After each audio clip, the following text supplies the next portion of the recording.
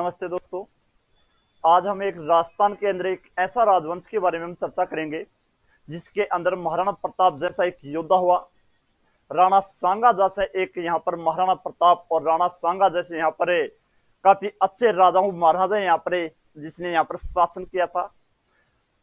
पद्मिनी जैसी यहाँ पर जलती हुई आग के अंदर जिन्होंने यहाँ पर अपने प्राणों के न्यौछावर कर दिए थे, एक ऐसे राजवंश के बारे में आज हम चर्चा करेंगे। और वो राजस्थान का ही एक राजवंश है जिसने सर्वाधिक समय पर एक स्थान पर सर्वाधिक समय तक उसने शासन किया था, और वो राजवंश होगा हमारा मेवाड़ राजवंश।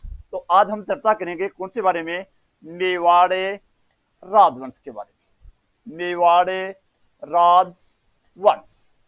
पहले तो हम ये देख लेते हैं कि इस क्षेत्र का नाम मेवाड़ क्यों पड़ा। इस क्षेत्र का पहले प्राचीन नाम क्या हुआ करता था, इसके बारे में भी हम चर्चा कर लेते हैं। तो इस मेवाड़ क्षेत्र के अंदर जो इस क्षेत्र का नाम है, इसी क्षेत्र को पहले किस नाम से जाना जाता था? कीवी, कीवी या सिवी, कीवी या सिवी के नाम से भी इसको जाना जाता था। और इसी कीवी या सिवी की राजधानी हुआ करती थी कौन सी? जिसको हम बोलते थे वर्तमान के अंदर चित्तौड़ के अंदर पड़ती है, जिसको हम वर्तमान में नगरी है। कौन सा स्थान है? नगरी। तो मेवाड़ का ही प्राचीन नाम क्या था? कीवी या सिवी था। और इसकी राजधानी क्या हुआ करती थी? नगरी हुआ करती थी। और ये नगरी वर्तमान में कहां पर पड़ता है? तो ये चित्तौड़ के अंदर पड़ता है, ये वर्तमान के अंदर। ठीक है। इसी मेवाड़ का अन्य एक नाम और मिलता था हमें, और इसी मेवाड़ को मेदपाट, मेदपाट या प्रागवाट के नाम से भी जाना जाता है। प्रागवाट के नाम से भी इसको जाना जाता था। तो पहले तो हम देख लेते हैं कि क्षेत्र को मेद या मेद के नाम से क्यों कहा जाता था, और इसी क्षेत्र को कीवी या सिवी के नाम से क्यों जाना जाता था। क्लियर है? तो इन सभी के बारे में हम चर्चा करेंगे। तो इन चर्चाओं के अंदर हम देख लेते हैं कि इस मेवाड़ राजवंश के अंदर वर्तमान में कौन कौन से जिले आते हैं। तो वर्तमान राजस्थान की हम बात करें तो वर्तमान में जो हमारे 33 जिले हैं, इनके अंदर मेवाड़ के अंदर उस समय कौन कौन से आया करते थे। तो उस समय हम देखें तो हमारा एक तो उदयपुर वाला कौन सा क्षेत्र था? उदयपुर वाला क्षेत्र था। एक क्षेत्र था हमारा कौन सा आता था? चित्तौड़ वाला क्षेत्र आता था। और एक क्षेत्र कौन सा आता था? राजसमंद आता था। कौन सा आता था? राजसमंद वाला क्षेत्र आता था। और एक क्षेत्र आता था कौन सा? भीलवाड़ा। कौन सा? भीलवाड़ा वाला क्षेत्र। तो इन चार जो वर्तमान में चार जिले हमारे उदयपुर, चित्तौड़, राजसमंद और भीलवाड़ा, इसी क्षेत्र को हम किस नाम से जाना जाता था? मेवाड़ के नाम से जाना जाता था। तो अब देख लेते हैं मेवाड़ को मेदपाट के नाम से क्यों जाना जाता है, और इसी को सिवी के नाम से क्यों कहा जाता था। तो पहले हम यहां पर देख लेते हैं मेदपाट। कौन सा क्षेत्र देख लेते हैं? मेदपाट। तो मेवाड़ को मेदपाट क्यों कहा जाता था? क्योंकि यहां पर एक सर्वाधिक जाति रहा करती थी, और वो जाति कौन सी थी? मेर जाति थी। कौन सी जाति थी रहती थी यहाँ पर? मेर जाति का यहाँ पर निवास स्थान करता रहता था। और इस मेर जाति हमेशा एक किससे लड़ाया करती थी, यानी इसके ऊपर आक्रमण हुआ करते थे। किसके? मलेच्छों के आक्रमण हुआ करते थे। मलेच्छ अरबी यात्री यानी अरबी आक्रमणकारी हुआ करते थे। और ये मलेच्छों ने हमेशा कहां पर आक्रमण किया? इस मेवाड़ के ऊपर आक्रमण किया। और इस मेवाड़ के अंदर यहां पर कौन सी जाति रहा करती थी? मेर जाति रहती थी। और इसी मेर से अपभ्रंश होकर क्या पड़ गया? मेदपाट। क्या कहलाया? मेदपाट कहलाया। और इसी मेदपाट का अपभ्रंश हो गया और क्या कहलाया? मेवाड़ कहलाया। क्या कहलाया? मेवाड़। तो ये आज वर्तमान में कौन सा है? मेवाड़ क्षेत्र के नाम से इसे हमें जानते हैं। अब इसी क्षेत्र को सिविया कीवी के नाम से क्यों जाना जाता था? सिविया कीवी, सिवी या कीवी के नाम से मेवाड़ को हमें सिविया कीवी के नाम से भी जाना जाता था। और इसी की राजधानी हुआ करती थी कौन सी? नगरी। तो एक हमारे पाकिस्तान के अंदर जो वर्तमान पाकिस्तान है, पाकिस्तान के अंदर एक जिला पड़ता है कौन सा? पंजाब। हमारे भारत में भी एक जिला है कौन सा? पंजाब जिला है। और पाकिस्तान के अंदर भी एक राज्य स्टेट हुआ करता था कौन सा? पंजाब। यहां पर पंजाब के अंदर एक झंग नाम का जिला था। कौन सा जिला था? झंग नाम का जिला था। कौन सा जिला हुआ करता था? यहां पर झंग नाम का एक जिला हुआ करता था, झंग नाम का। और इस झंग नामक जिले के अंदर यहां पर एक जाति रहती थी, और वो जाति थी कौन सी? सीवी। कौन सी जाति थी? सीवी जाति थी। अब इस सीवी जाति के ऊपर यानी झंग नामक जिले के ऊपर यानी पाकिस्तान के अंदर एक हमारा यहां पर स्थान हुआ करता था मकदूनिया। कौन सा स्थान है? मकदूनिया। मकदूनिया। और उस समय मकदूनिया का राजा हुआ करता था सिकंदर महान। कौन हुआ करता था? सिकंदर महान। और इस सिकंदर महान ने आक्रमण कर दिया किसके ऊपर? पंजाब के अंदर झंग नामक जिले के ऊपर। तो ये सीवी जो जनजाति थी, यहां पर जो जाति थी सीवी जाति, ये सीवी जाति यहां से सब रवाना हो जाती है, और ये कहां पर आ जाती है? हमारे राजस्थान के अंदर, दक्षिणी राजस्थान के अंदर। कहां पर निवास करने लगी? दक्षिणी राजस्थान के अंदर निवास करने लगी। और इसीलिए हम इस मेवाड़ को पहले किस नाम से जाना जाता था? सीवी या कीवी के नाम से जाना जाता था, जिसके अंदर आज वर्तमान में कितने हमारे यहाँ पर डिस्ट्रिक्ट यानी कितने हमारे राज्य पड़ते हैं?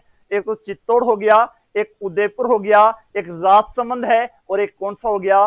भीलवाड़ा हो गया। तो इस चार जो हमारे वर्तमान में जो जिले हैं, इसी जिले को हम क्या किस नाम से जाना जाता था? मेवाड़ के नाम से जाना जाता था। तो आपको समझ में आ गया होगा कि इस मेवाड़ को हम किस नाम से जाना जाता था? पहले सीवी या कीवी के नाम से। और इसी को हम किस नाम से पहले किस नाम से जानते थे? मेद पाट के नाम से भी जानते थे, क्योंकि मेर नाम की यहाँ पर सर्वाधिक क्या रहती थी? जाति रहा करती थी। और यहाँ पर सीवी नाम की भी क्या थी? एक जाति थी। और ये जाति कहां से आई थी? पंजाब, ये हमारे पाकिस्तान के अंदर झंग नामक जिले से आई थी। सिकंदर माह का यहाँ पर क्या हो गया था? आक्रमण हो गया था। अब देखते हैं इस मेवाड़ के अंदर किस राजवंश ने यहां पर शासन किया होगा। तो मेवाड़ के अंदर राजवंश की बात करें हमें, तो मेवाड़ में गुहिल वंश ने यहां पर शासन किया था। किस वंश ने शासन किया था? गुहिल वंश ने यहां पर शासन किया। कौन से वंश ने? गुहिले वंश। गुहिले वंश ने यहां पर शासन किया। अब देखते हैं कि ये गुहिल अपने आप को किसको यानी किसके वंश मानते हैं? कि एक तो ये सूर्यवंशी है, या ब्राह्मण वंशी है, या चंद्रवंशी है, या अग्निकुंड से इनकी उत्पन्न हुई है। तो इसके या बाहर से विदेशी आक्रमण है यानी विदेशी है, या कोई मुस्लिम जाति से है। तो इसके बारे में हम चर्चा करते हैं। तो पहला तो हमारा क्वेश्चन कई बार आ चुका है यहाँ पर कि एक मात्र संसार की बात कर रहा हूं मैं, यहाँ पर सिर्फ और मैं भारत की बात नहीं कर रहा हूं, संसार की बात कर रहा हूं।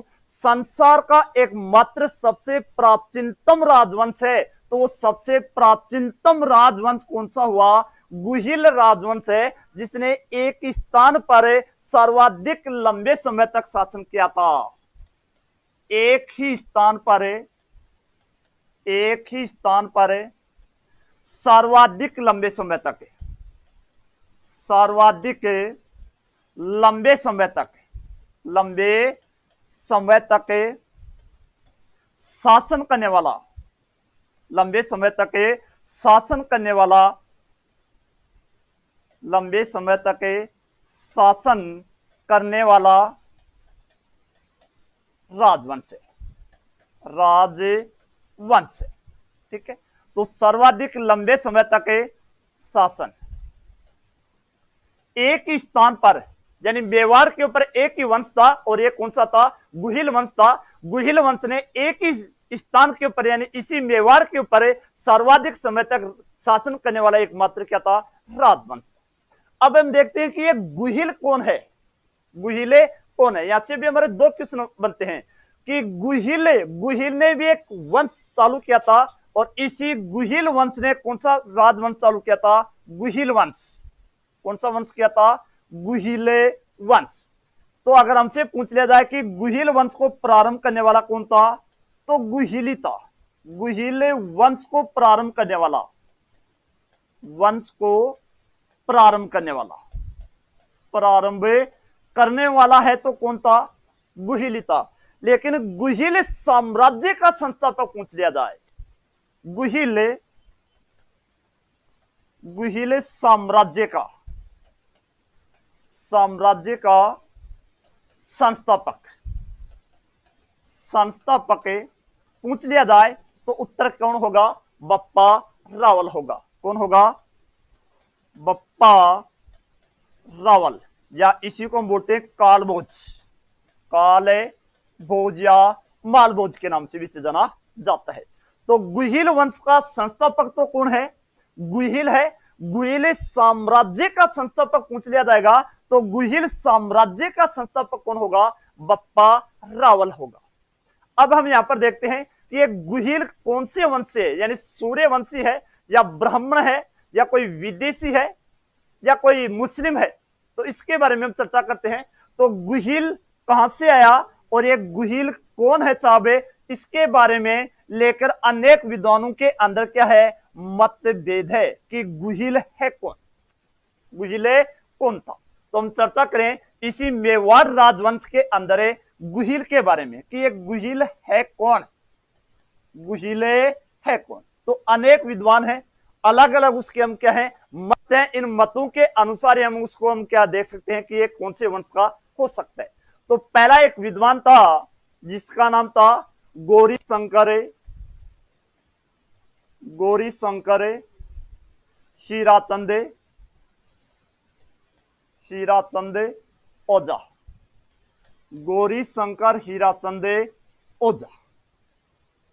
ठीक है, इसी गौरी शंकर हीराचंद ओझा ने गुहिल वंश को बताया था सूर्यवंशी।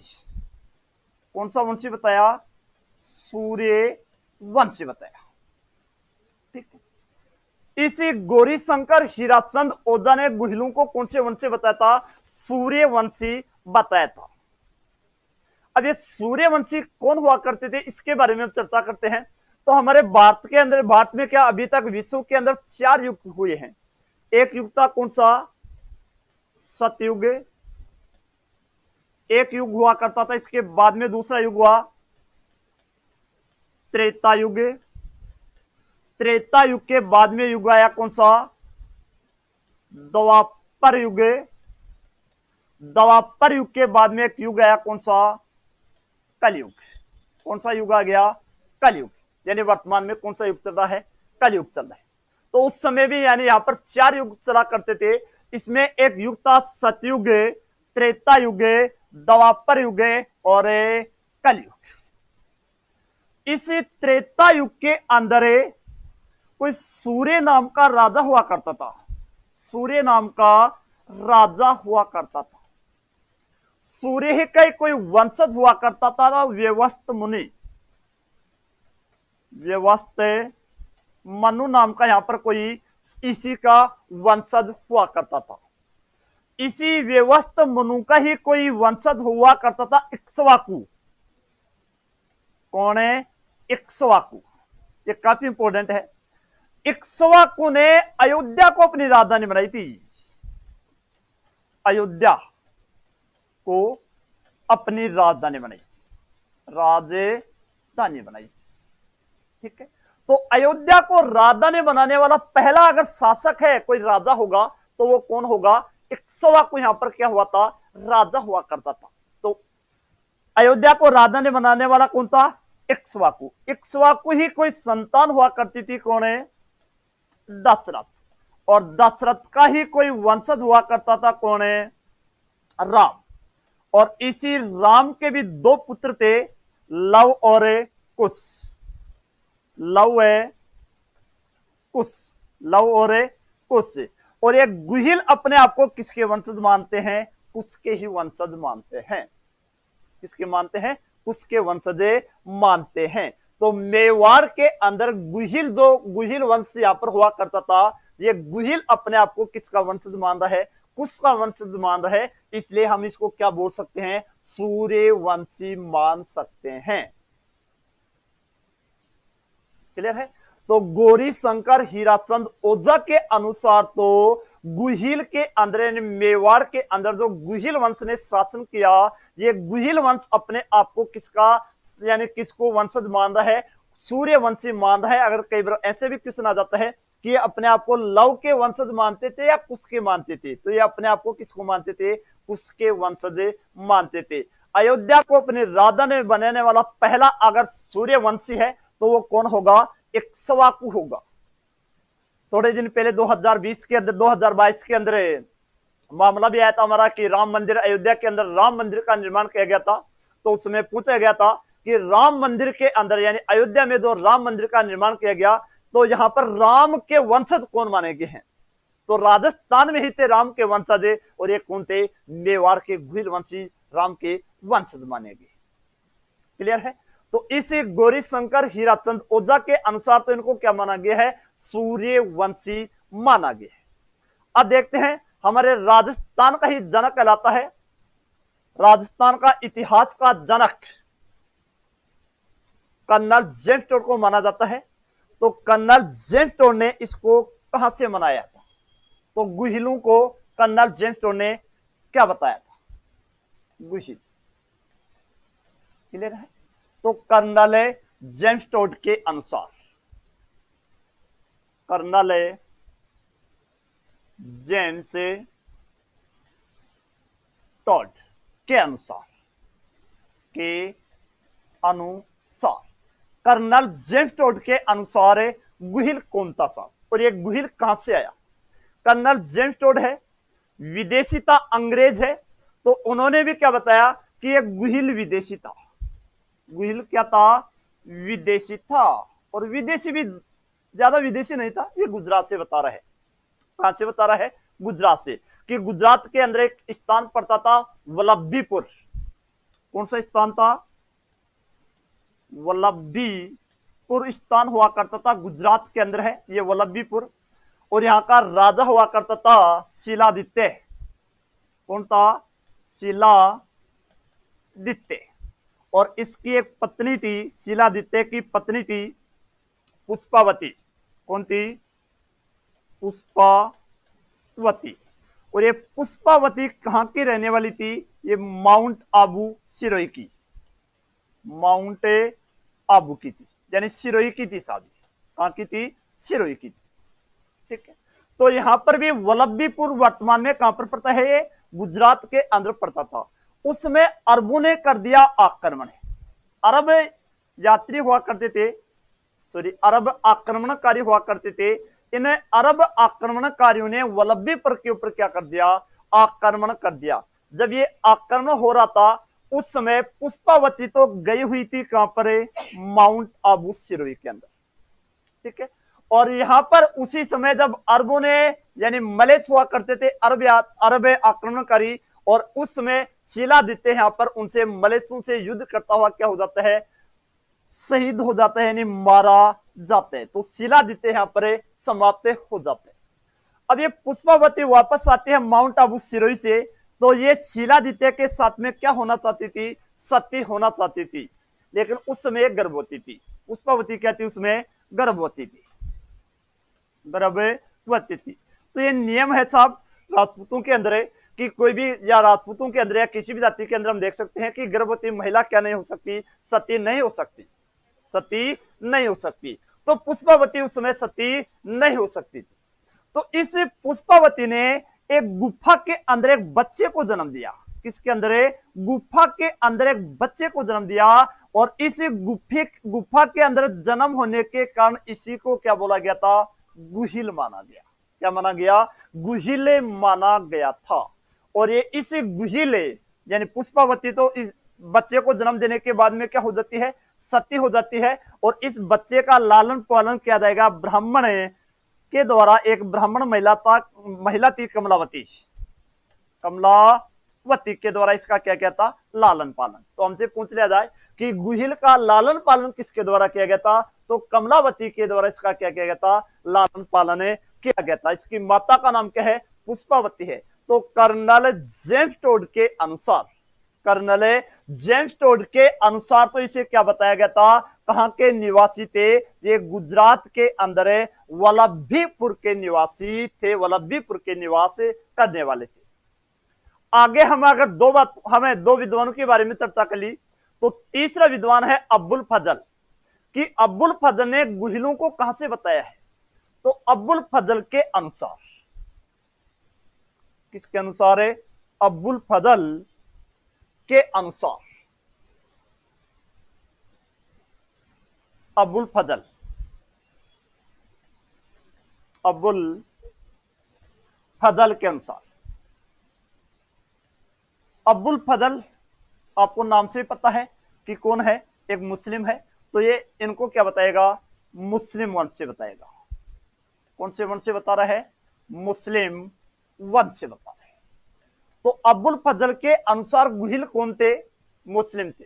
ये क्या बोल रहा है, अपना आधार क्या दे रहा है, कि ईरान के अंदर एक राजा हुआ करता था नौसेका। कौन था, नौसेका। नौसेका की कोई संतान हुआ करती थी, नौसेकाद, नौसेका। और इसी नौसेकाद की ही कोई संतान हुआ करती थी, कौन है, गुहिल। और इसी गुहिल ने राजस्थान के अंदर, दक्षिणी राजस्थान के अंदर अपने साम्राज्य की स्थापना की थी। तो कर्नल जेम्स टोड के अनुसार, कर्नल जेम्स टोड के अनुसार गुहिल अपने आप को, यानी गुहिलों की उत्पत्ति कहां से बताई, मुस्लिम वंश से बताई। ब्राह्मण वंश से बताने वाला कौन है, यानी हमने यहां पर दो आधार ले लिया, गौरी शंकर हीराचंद ओझा के अनुसार तो इनको क्या बताया गया था, सूर्य वंश से बताया गया है। कर्नल जेम्स टोड के अनुसार इनको गुजरात के निवासी बताए गए हैं, यानी एक बच्चा है जिसका जन्म गुफा में हुआ है, इसलिए इनको क्या बोला गया था, गुहिले नाम दिया गया था। अब इसके आगे हम बढ़े आगे, तो अगर हम आगे देखें तो इनको अपने आप को, यानी ब्राह्मण वंश से बताने वाला कौन था। तो ब्राह्मण वंश से बताने वाला है एक तो गोपीनाथ शर्मा, गोपीनाथ शर्मा, दशरथ शर्मा, दशरथ शर्मा, ये दोनों, और बिहार भंडारकर, भंडारकर, ये तीनों व्यक्ति इसको क्या बताते हैं, ब्राह्मण वंशी।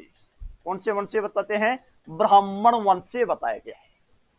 तो गुहिलों को हमने सूर्यवंशी भी देख लिया, गुहिलों को हमने विदेशी भी देख लिया, यानी गुजरात से देख लिया, गुहिलों को हमने मुस्लिम वंश से भी देख लिया, और गुहिलों को हमने ब्राह्मण वंश से भी देख लिया। तो ब्राह्मण वंशी बताने वाला है कोई ना कोई, यहां पर देखो आप आधार देखे तो ब्राह्मण वंशी हैं, गोपीनाथ शर्मा भी है, दशरथ शर्मा है, बिहार भंडारकर भी है। तो ये तीनों ने किसको बताया है, इनको ब्राह्मण वंशी बताया था।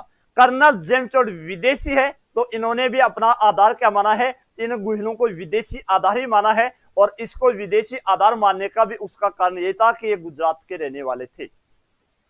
अब्बुल फजल जो एक मुस्लिम है, तो उसने भी इनको आधार माना है, तो ये मुस्लिम वंश से माना था, और ये मुस्लिम वंश से मानने वाला है तो कौन था, क्योंकि अब्बुल फजल भी मुस्लिम है और इसने भी नौसेका की क्या बताई है, संतान बताई है। ठीक है। और गोपीन हीराचंद ओझा के अनुसार इनको क्या बताया गया था, सूर्य वंशी बताया गया, यानी ये कुश के वंशज माने गए।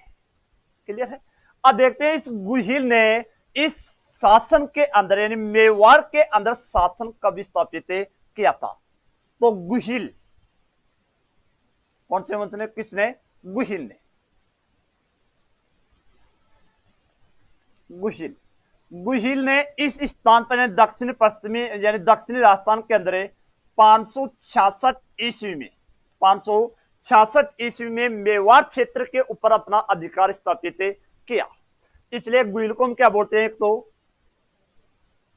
गुहिल राजवंश का, गुहिल राजवंश का संस्थापक, गुहिल राजवंश का संस्थापक माना गया है किसको, गुहिल को। ठीक है। गुहिलों का लगाव सर्वाधिक बिलू से था, किनसे था, बिलू से। आज भी हम देख लें कि जो हमारा दक्षिण राजस्थान है, यहाँ पर सर्वाधिक अगर उदयपुर देखे हमें, हमारा बांसवाड़ा देखे, हमारा प्रतापगढ़ डूंगरपुर हम क्षेत्र देखे, इस क्षेत्र के अंदर भी सर्वाधिक कौन सी जनजाति है? भील जनजाति है। अगर भीलों के साथ में इसका अच्छा लगा होगा तो ये साम्राज्य अपना स्थापित कर पाएगा, अपना साम्राज्य चला लेगा। तो इसका लगाव अच्छा था किसके साथ में? भीलों के साथ में, इसलिए भील इसे अपना नेता मानते थे। गुहिल को भील लोग इसको क्या मानते थे? अपना नेता मान लेते। क्लियर है? इसी गुहिल के बाद में जो अगला शासक आया वो बना था नागादित्य। नागादित्य ने अपनी राजधानी बनाई थी नागदा को। किसको बनाई थी? नागदा को बनाई थी। नागादित्य यानी इसने अपनी राजधानी किसको बनाई थी? नागदा को बनाई। पहली राजधानी कौन सी थी? नगरी थी। नगरी किसके समय में थी? गुहिल के समय में। अब राजधानी ट्रांसफर हो जाती है, कहां पर आ जाती है? नागदा, उदयपुर के अंदर ये आ जाती है। और नागदा को अपनी राजधानी बनाने वाला कौन था? नागादित्य था। तो इसी गुहिल वंश का 8वीं संतान में यानी 8वां वंशज माना गया। इस नागादित्य के संबंध भीलों के साथ में अच्छे नहीं थे। भीलों के अच्छे संबंध इसके साथ में अच्छे, भीलों के साथ में संबंध अच्छे नहीं रहे। तो इस नागादित्य की हत्या कर देते हैं कौन? भील लोग। जब नागादित्य की हत्या की गई थी उसमें इसका एक पुत्र था 3 वर्ष का, और उसी लड़के का नाम था काल भोज या माल भोज। काल भोज या माल भोज यहाँ का क्या था? शासक हुआ करता था, यानी इसी की संतान हुआ करता था।